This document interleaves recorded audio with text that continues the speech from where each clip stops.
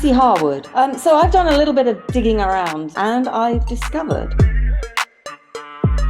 Ricky Grove. Fog comes in on little cat feet. Phil Rice. This is the best film that I've seen all year and maybe ever. Damien Valentine. Use the Machinima, Luke.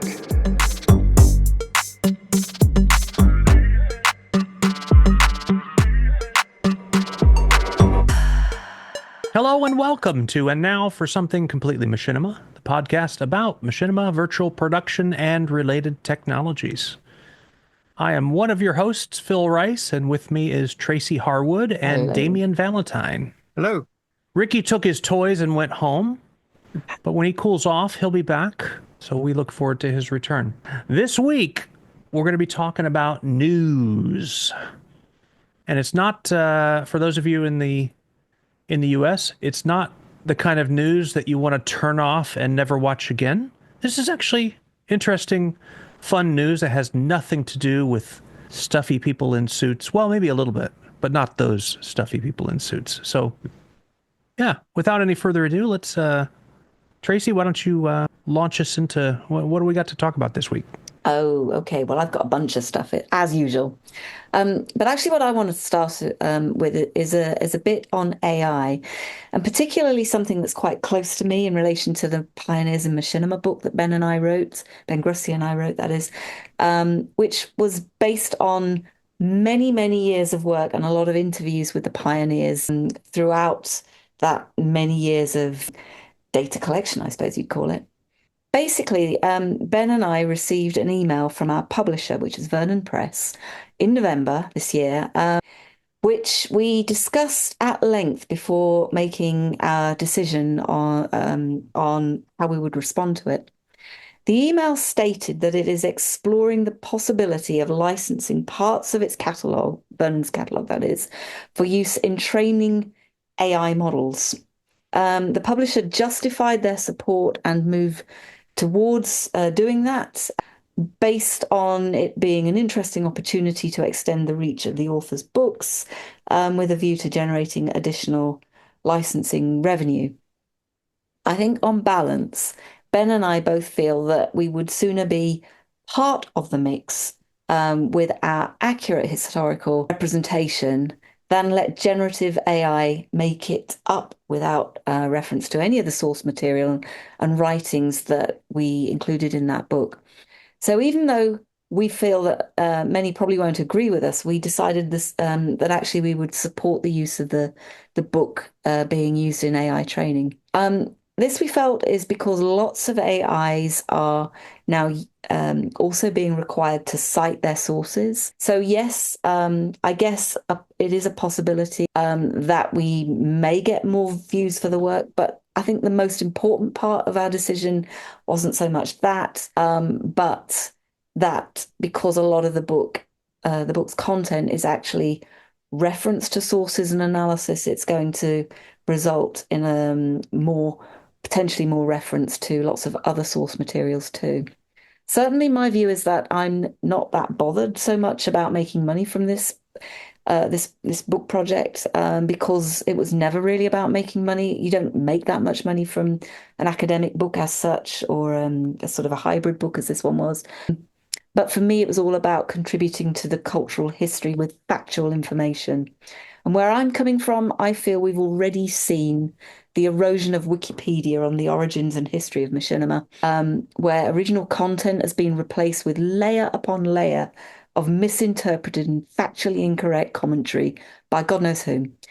Possibly AIs will be at least able to retain some of the original content, where Wikipedia has failed to do that in practice. Even though when I've raised this point with the team from Wikipedia, their comments have been along the lines of, well, it can always be retraced and unpicked. That's never happened, of course, because cultural memory is short and incomplete, and cultural development is continuously evolving, making Wikipedia not only a source of historical, well, not really a source of historical fact, but a source about a living medium, or at least that's what it is for some aspects of the way that it reports on machinima. I dare say AI may end up actually being like that a bit too, if the generative material is reintegrated into the training models in and over time. And probably the result may happen a lot quicker than 15 years it took for it to happen on Wikipedia. But I do feel that books and original source materials are not editable in their first published form and should always be retained as a resource, as a form of original IP by whomever contributes to these models. I don't know if that will be true, but that's my thoughts. Of course, we can't predict really how these are going to go in the future or how quickly whatever that future is will actually happen. Frankly, I've struggled to think of lots of use case scenarios, but things like plagiarism, bizarrely, I think could be minimized for formal things like news reports and such because of the requirements to check that citations are correct from publishers and that there is actually now a growing trend to declare any use of generative AI. Plus, we're only talking about a period in time, which is the origins of Machinima, not not the evolution of it over 20 years since that period of time. So there you go. That's our decision on this one. I'll let you know how it plays out over time, and I'll certainly be tracking how the book is used in models if I can, if I'm aware of it. And Ben will do the same. And similarly, if I would sort of like put a plea out there, really. If any of you actually see how it's being used, or you have observations about what it's being used for when you come across it, I would really, really welcome the feedback on that. I don't know what you guys think about that. Any thoughts would be really welcome. Yeah, my initial thought is it's nice. I would think it's nice to be working with a publisher that put this before you and didn't just do it, didn't just lawyer their way into figuring out a way to do this without your permission and keeping the money or whatever. That they actually, it seems like this is the way to do it if you're going to do it, is consult with the actual creator of the IP, get their input on it, and then make a decision and be equitable and fair in anything that's monetary related to this.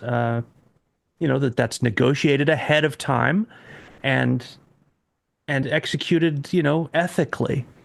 And I like your take on, you've kind of put it as there's a dichotomy here of either generative AI is going to guess, or they're going to have my source material and maybe have a better chance of being correct. I think I think that's completely sound. Like, if those really are the options. So if your objective is, I want the truth to be known, then yeah, weirdly having AI, flip its fingers through your pages makes the most sense. There's no other way that you're going to improve the odds of the right information getting out there to people. And it's interesting because this sound rationale doesn't really apply to other forms of media quite in the same way. Like a painter or a creator of moving images, for example, Correct. to let their material be borrowed is a very different matter than textual information, especially an academic, a work that is nonfiction like this. It's probably even a different thing, a different consideration for a writer of fiction, for example. I was just about to jump in and say that as well. Like, if you would they think of it the same way? Because this is interesting. I'm first of all, I think your reasoning for doing it, in my opinion, for what it's worth, is that it's sound. I'm very interested to see what, by proxy of you and Ben, that we will learn about how this actually does play out, what information you are able to obtain about, because this is all beforehand, right? So Yes. after the moment where they give your work over to the AI, well, then what? How do you know what happened with it? Is there any way to even know? If so, what are those tools? Yeah. We've talked some about that, about tracking and such being kind of vital to IP not being completely divorced from its owner when AI eats it, right? And so with text, it's yeah, it's a different ball, a different. And my words are just not working. Aren't you? It's not the same. It's not the same as like pictures and stuff. Yeah. Sorry about that. That's all right. That's all right. Anyway, yeah, Yeah. very interesting development. Yeah. Well, I don't know quite when or who or which models, but time's going to tell, I guess. I suppose really, yes, you're right about the consultation process with the publisher, and I agree with you. I think them coming to us at this stage is really the most honourable thing they It's could have done. encouraging, right? Yeah. It is, There's some yeah. publishers who would not do that. You I think we think? know that. I think we know that if there are some publishers who, because the people running them are not particularly ethical, that if they thought they could get away with doing it without paying you anything, they would. You know, it's not a distrust of publishers in general. It's the fact that publishers are run by people, and some people are just bad, and greedy. So it's to me, it's, if nothing else, it's just nice that it certainly appears Vernon Press is not run by that kind of person or people. That's a good thing, you know? Like if I had published my book with them like you had, and that's one of the things I would take away from this is thanks, thanks for asking me what I want to do with my work. Thank you. So, Well, yeah, some people wouldn't. And I mean, once it's out, yes, then exactly. then what can you do about it? Like if they told you after the fact, Yeah, there's no pulling it back, is there? no. Once it's done. I mean, I think from if you were ever thinking about this from a point of view of making money, there's no way, because once it's out once, you only need it once in a training model, and Yeah. it's all over everywhere. So there is Oh yeah, and they're not going to be paid a royalty. It doesn't sound no, like. I wouldn't How have would thought. royalties even work at this point without the tracking we've been talking about? So Well, yeah, it's not a royalty. It's a one-time thing. So I don't expect that yeah, your Instagram is going to have a video of you doing the thing with the dollar bills. me either. Yeah, but it's nice that I think I don't know. It strikes me in a positive way that there are a lot of ways that they could have handled this, and this seems like a good way. Yeah, exactly. All right, well, I've got other news as well. Do you want me to carry on? Oh, that wasn't the whole episode? Oh God, no. I've got loads. I got, another 10 hours of this. Other news about AI though, I think there's a new AI focused filmmaking studio which has launched called Asteria. Interesting. Not sure what the quality of what it's going to do will be like, because I can't say as I'm all that impressed necessarily with a lot of what comes out of AI production. I would say I was almost said studio productions, but I think that's the last thing they are. Basically, what their argument is that AI can change the way indies make and distribute content. They're arguing that it will provide them with new opportunities and presumably new types of content. I think actually they're making very much the same point that we made a few months back when we first started talking about machinima with AI. So I think this will be quite an interesting development. I'll be quite intrigued to see how successful these guys are. So I will keep following these, and I will endeavour to feedback, what their successes are in future. They're probably not the first group of people to try and turn this into a company or figure out how to run it as a business, but they're one of the first. Well, certainly one of the For first. sure. They're certainly one of the first. And it will be interesting. Everyone will be watching to see how they do it. Exactly, and I think it's interesting because this has been picked up on a major news channel. So it's obviously going to be a thing, and clearly worth reporting on. So yeah, I dare say we'll see a little bit more come out about this. I'm a bit disappointed they didn't use mAIchinima, one of the terms we came up with, but hey, we've got other new terms that we can use instead. Then I've also got some game-related news. I don't know if you've seen the Silent Hill 2 remake, which has been released. And it's certainly gaining a lot of attention, having been nominated for several awards at the Game Awards. However, quite a few are less impressed to the point that the main story about its release is not actually anything to do with the game, but to do with a mod that turns it into a VR game. And that mod's been made by Praydog, and it gives the game more of a first-person perspective. And there's a cracking demo video of it, which I will share with you. It's definitely worth having a look at. Then another piece of news, Philip Rosedale has rejoined the team at Linden Labs, Second Life, as the Chief Technology Officer. I'm back after, what would that be? At least 10 years out? Yeah. At least, if not more than that.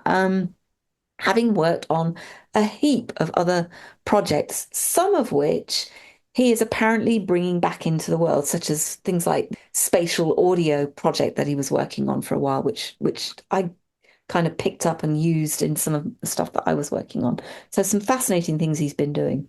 He did a really interesting round table discussion with the community in November. That's worth watching if that's your poison.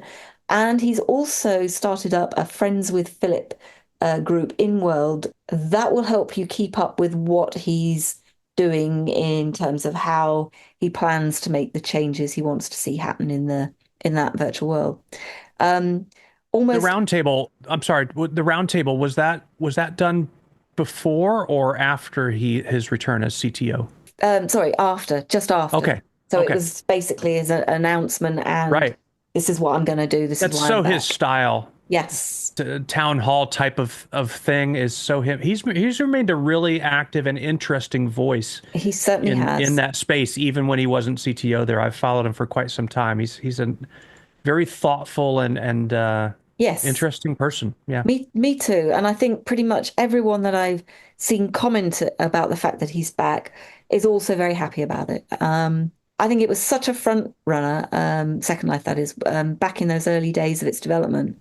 Hmm. I can't really wait to see how he further develops that environment with, I mean, I thought he had got amazing foresight as a pioneer in virtual worlds, and I think that will just play out. There's also a really great interview with James Wagner Au, who was reported on that in two blog posts on his New World notes. Um, there are a couple of takeaways for me on this. One is how mobile will be integrated into the user experience, and the other Hmm. is the role of AI, for example, as hosts and greeters, but also for things like voice to text and vice versa, which is interesting because I think the thing that's always been a bit of a challenge for me is the fact that you got to type to communicate with everybody.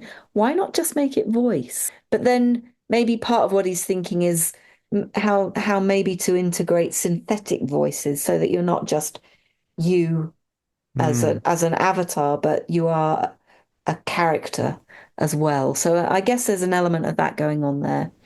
Um, all of that, I think, is basically because he explains in this interview that he did with James, as one of his drivers is to increase competitiveness against worlds like, for example, Fortnite and Roblox.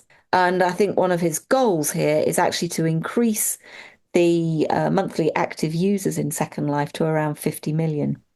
Well, I don't Wow. remember what the top usage of Second Life was back in the day, but I don't think it was anything like that. So Oh no.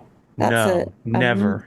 a Wow. massive That's aim, very ambitious. Yeah. very ambitious aim. But I would guess, Second Life had that reputation. Lots of people did dabble with it. There are Oh, sure. some reports of, 50, 60 million people having an attempted go with it. Why they didn't stick with it, though, I guess is Cumulative, you mean? maybe Like over a period of time? Yeah. I mean, I'm over a sure that million. I'm sure at its peak the user count was in the millions, but I don't think it got anywhere near 50. Yeah, well, that's a different order of problem, I think. So it would be Right. really interesting to see Be how he interesting to deals see with it. what they do to attract that, because part of that is going to be making it a place that those 50 million people want to be. Absolutely. And so there's gonna be some fresh takes, I think. That's gonna be very interesting to watch. It is indeed. And I think possibly some of the sidekicks that he's been working on over the years are probably going to be some of the drivers for getting people more interested. Because one of the things that he's created is this kind of new type of digital currency. It's called a fair share concept, which I don't know too much about, if I'm honest, but it certainly sounds a little bit more user friendly, say, than Bitcoin was back in the day. So, yeah, I think that digital currency idea, which let's face it, the Linden dollar thing was groundbreaking in its day, to the point when, people were actually making real money using digital currency. It's got to be one of the first examples of people actually attempting to extract income legitimately from a Yeah. game world. And here he is doing something else along a very similar line. So I am really genuinely very interested to see where he takes this. I wish him lots of success, because I definitely think if anybody can do it, he can. Sure. And finally, for my updates this month, I just want to mention a couple of World of Warcraft things. Firstly, a project that used Blizzard's IP for a Netflix film called Remarkable Life of Ibelin, which apparently didn't seek permission before it started and only approached the game developer as it was finalizing the film.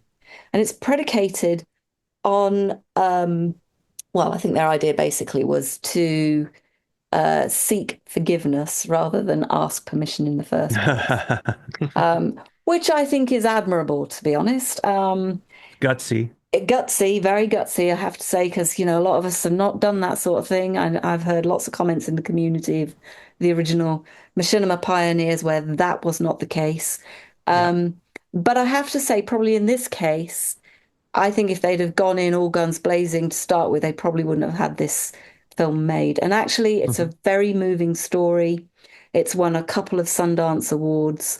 And when you have a look at the trailer, which I'll share a link to, you can clearly see why any game, not just World of Warcraft, but any game where there was somebody involved of this kind, would actually want to support this kind of project. I won't spoil it. I'll let you watch the trailer.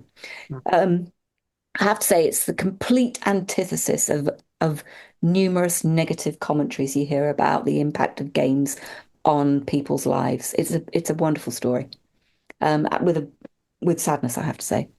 And then the other thing that I was also very interested to see, and Phil, I'm sure you will be too, is a World of Warcraft 20 Years of Music orchestral concert, which has actually been promoted by Blizzard too, and it's on their channel that I picked this up. And it's to the discussion that we had a couple of months back about how games are increasingly licensing their music.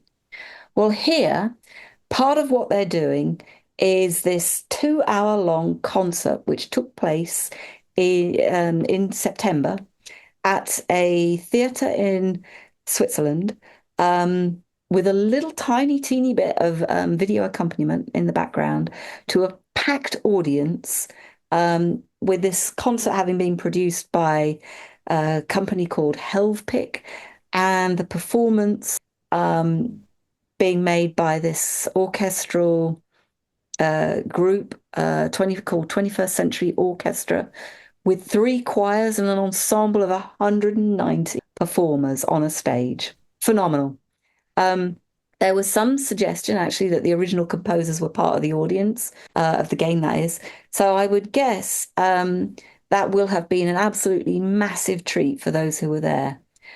What I did see, though, was quite a lot of discussion and disappointment among the community in the midsummer of those who wondered why this had not been performed in the US. And actually, the reason, as I understand it, was because that the project proposal came out of Helvig's quarter rather than Blizzard actually taking a lead on it. But quite interestingly, on the video, which is the only place that I've seen the video being available on Blizzard's channel, on World of Warcraft channel, is that it's right at the bottom of it. It's copyright 2024, Azeroth Music and Omnica Music, divisions of Blizzard Entertainment. All rights reserved for World of Warcraft, Warcraft, and Blizzard Entertainment trademarks, of Blizzard Entertainment in the US and or other countries. So, yep, Hmm. it's licensed and performed just like any other music, and in turn, it will have implications for those that may want to use any of that music in future too. But you can actually see the whole concert online, which is brilliant. I definitely, if you've got 2 and a bit hours to have some amazing music going, pick that. It's wonderful. I will put the video link Is on. the music good?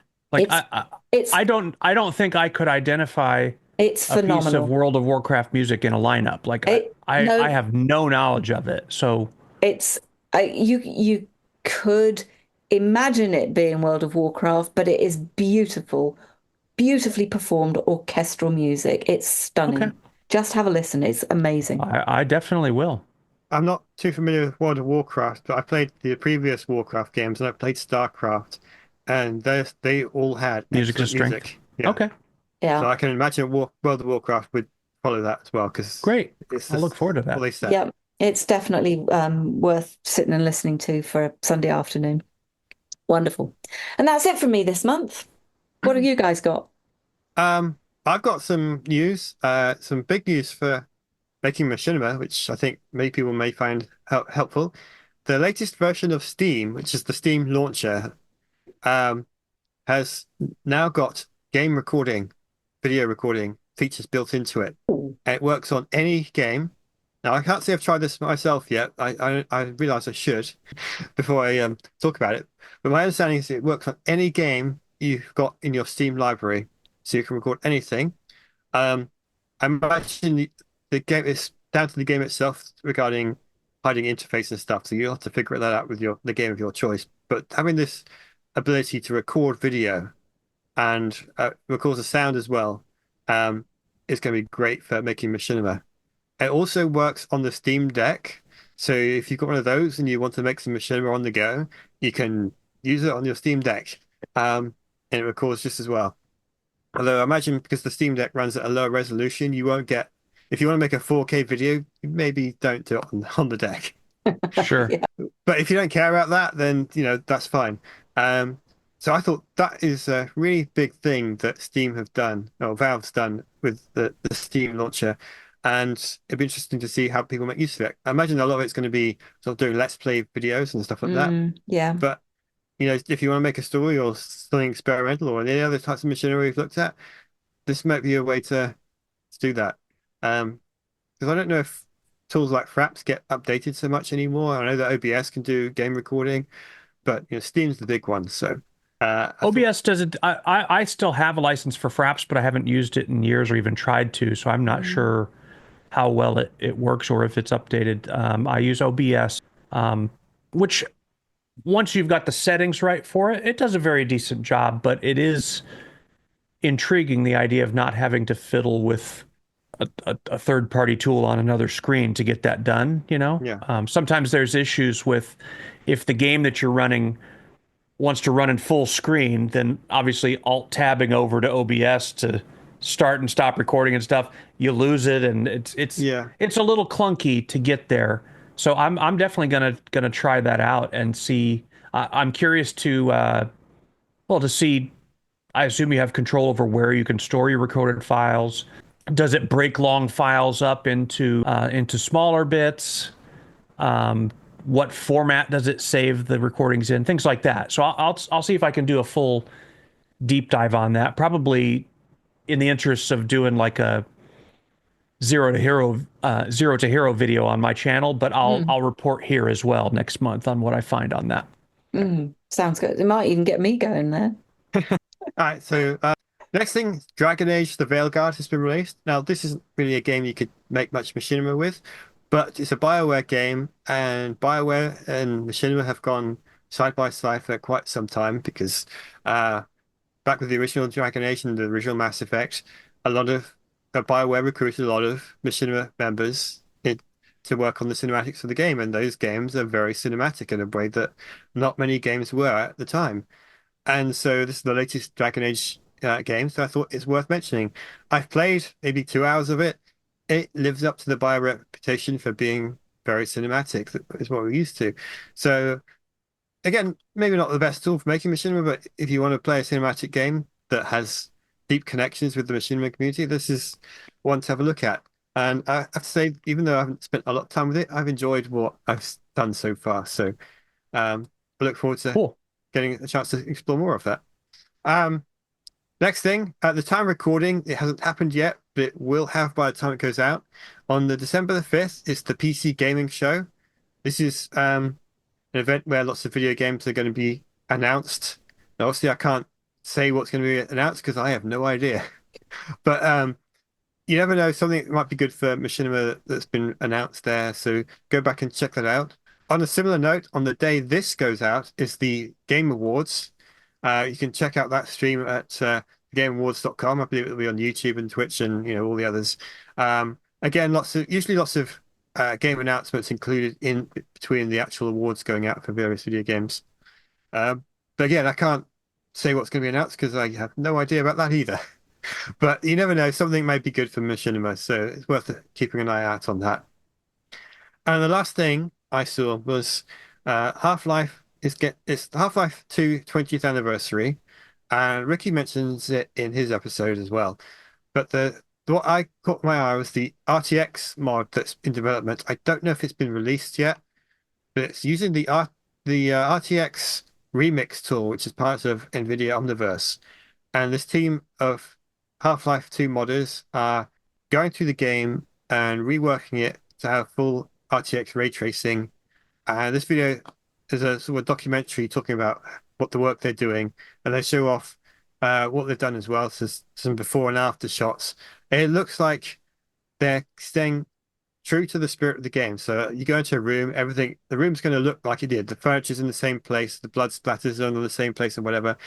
But they're updating the models so that they're more detailed. And they've got the ray tracing as well, which makes the lighting look so much better. And there's, modern visual effects like fog and all of that's in there as well. So I thought I'd mention that as well because that's Machinima adjacent, shall we say, because of NVIDIA Omniverse. I'm not too familiar with the Half-Life games, but it looks exciting what they're doing there. It's one of the all-time great video game story worlds, I think, for my money. It's file this under the same category as what we were talking about last on another episode about can I envision this story being taken to the big screen? I think it was for Dominski's film when we were talking about Yes, that. that's right. And Half-Life 2 has always, I think I'm not alone in feeling like that is the case for that. And it's a bit of a head scratcher why they've never pursued it. I know there's been talks and they've flirted with the idea, but just never have quite pulled the trigger. But it's an extraordinary story, kind of a War of the Worlds flavor to it. And since the Alex emphasis in the recent title, opportunity for a strong female lead there. So there's lots of possibilities, and yeah, for whatever reason they haven't done that, but this trend is interesting. The Half-Life 2 RTX thing, like Quake 2 about a year ago, I think is id Software released an RTX version of Quake 2, and same thing. It's basically a remaster of the game to use these higher end graphics and lighting conditions and things like that. And of course, Mass Effect very famously did the whatever name they gave it, a special name, the reissue of that edition. game. Yeah. Grand Theft Auto did that with some of their earlier titles, maybe with not quite as much success, but I think now didn't they just recently, Damien, re-release the original Red Dead Redemption with there's some kind of a mod that was really popular that turns it into a zombie apocalypse type world in the world of Red Dead Redemption.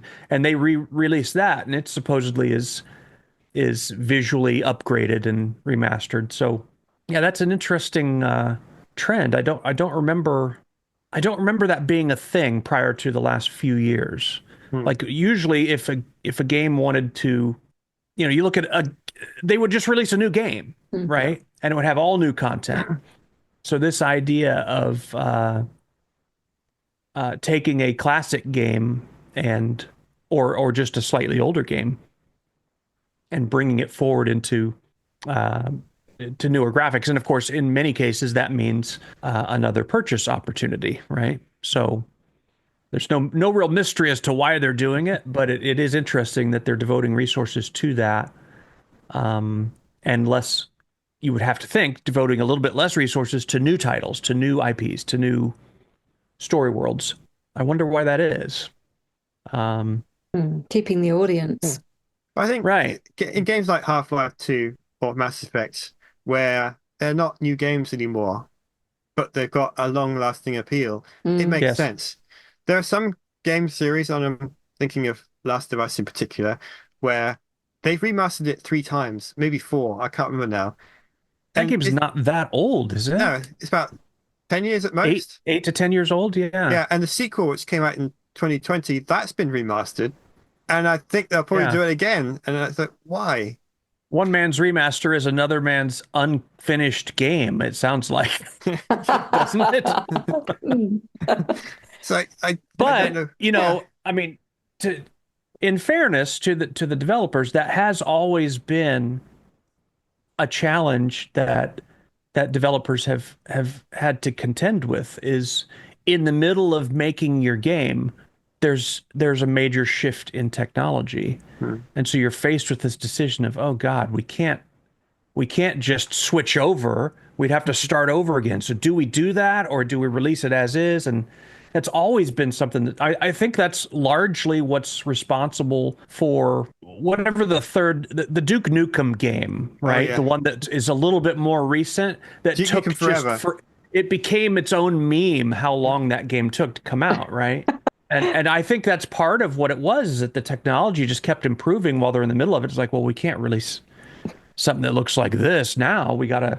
So that's always been a challenge, and maybe this is a new approach to that, is just release the game, and then we'll just remaster it later, because it probably does take less resources to just update textures and models and things, but the underlying gameplay is essentially unchanged. Yeah. So I guess it maybe is a little bit more efficient, and they still charge the same amount as a brand new game when they release these remasters. So maybe the economics of it just works well. I don't know, but I think that's one of the problems that Star Citizen has, is is a decade ago, they had the crowdfunding campaign, and it's very successful. And the things they set out to do, they let feature creep come in, and they've changed engine about that's the 4 term. times. Yeah. And in the recent Citizen Con, they actually admitted that in the crowdfunding campaign, one of the stretch goals was they'd have 100 star systems to explore at launch. And so because they've changed the game so much. Originally, you just land and you have a room, and then you go to the door, and it sort of teleport you to where you wanted to go. You just press the button and say, I want to go to the shopping district, and it'll take you there. But because now each planet is now simulated in full scale, they can't do 100 star systems. So they've reduced it down to 5. That's a slight little reduction. disappointing. Yeah. But he had to explain that's why, because they're doing so much more now than they could have done back then. Right. But there was a point where I was thinking, maybe you should have stuck to the original plan, and you'd have a finished game, and then you could flesh out the planets as the technology improved later on. But I think that's... Well, and look at we've discussed on this show. I don't remember when it was, a few episodes ago. The Steam. I don't want to call it a game. It's not a game, but Space Engine is a Steam universe simulator. Is how and it's an indie developer that made it, and it's fascinating the approach that he took. So he obviously, our solar system is there in very high detail for all of our planets and Pluto and all of that and all the moons. And then there's certain key star systems. Most of the ones we know a lot about are in there literally, like where they would be. But then he used procedural generation to fill in the rest, which procedural generation is behind, let's say, No Man's Sky. I think pretty much most of the game is fleshed out that way, and the result is this universe that, if it's not infinite, it's darn near it. It's universe sized. So, and this indie developer has got a game, Space Engine, that you can go anywhere in the known universe. Now, it may not be what's really there, but the only reason that you would know that is if you You really would have no went. way of knowing that, right? Yeah. What are you going to compare it to? So that to me, that's really clever. And it seems like that games that are trying to do, we talk about map size with regard to Red Dead Redemption 2 and things like that. But when you're talking about universe scale, it's like whole orders of magnitude more. Games like Star Citizen and Elite Dangerous. Elite and Dangerous, and what's the latest Bethesda one? Starfield. Starfield. Yeah. You'd think that developers like that would catch on to that approach that so far has mainly been pioneered by indie developers, interestingly. Minecraft. When Minecraft was conceived as a procedurally generated world, that was when it was an indie. Vintage Story, same way, which is basically it's kind of a jazz riff on Minecraft, essentially. It started as a Minecraft mod. No Man's Sky. Yeah. That's a smaller indie developer. He's an interesting character, by the way. The lead behind that. He's if you don't follow him on Twitter/X, he's an interesting person. He's an artist for sure. I do like the way he teases an announcement with a single emoji that's sort of related, and then he just gets hundreds of people trying to guess what that means. Yeah, he's really interesting. Yeah. And then this space engine. So it's kind of surprising that more because it's not AI, it's procedural generation. It's different.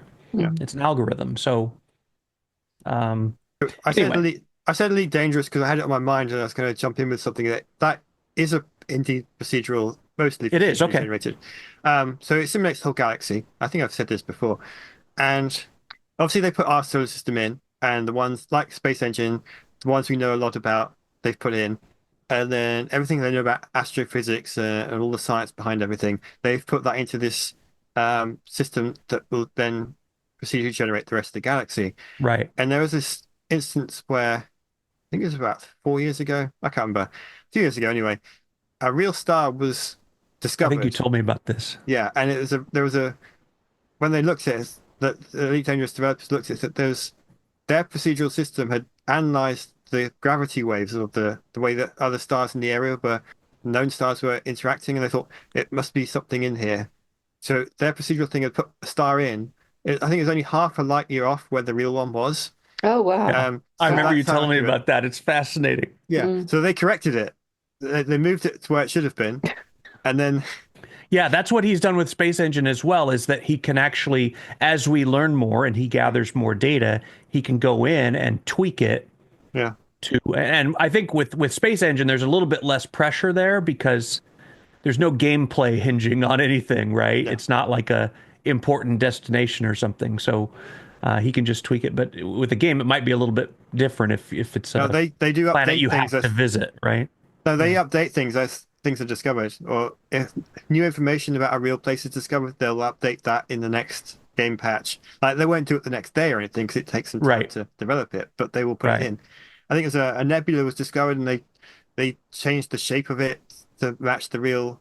Like when that new NASA telescope, the one that's really good, came in, I think they took some nebula photos and they adjusted the nebula in game to match it and stuff like that. Oh, wow. That's fascinating. Takes a lot of foresight too to have built it with that capability to It's the James Webb. to update it in that way. Yeah, yeah. James Webb, yeah. Knowing that data is going to be, continuing to flow in faster than ever in the coming decades. That's very, very, very smart of whoever thought of Well, David Braben is the being able to owner of the blend the procedural and the fixed. Yeah. Very smart stuff. Well, David Big brain Braben, the stuff. guy that runs the company and is the creator of the Elite Games, he's really into astronomy. So I think he deliberately said, "Let's make it so we can keep updated," because he's Gotcha. really interested in that. It's a passion project then. Lovely. Yeah. I'll close with one bit of news that is just kind of funny and interesting. It's a month old now that by the time this episode comes out, but apparently Elon Musk is the #1 Diablo 4 player in the world. Real.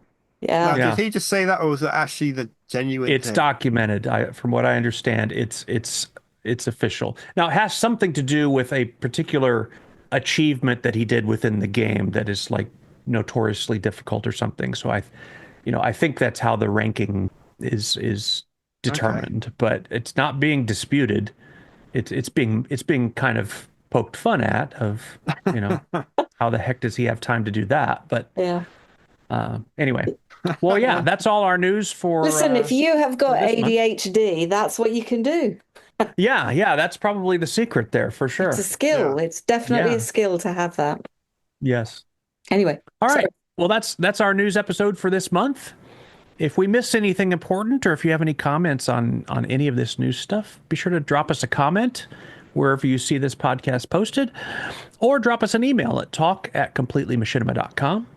On behalf of myself, Phil Rice, and my co-hosts, Tracy Harwood and Damien Valentine, and Ricky, who will be back with us shortly, have a great rest of your month and a great day. Bye. bye-bye.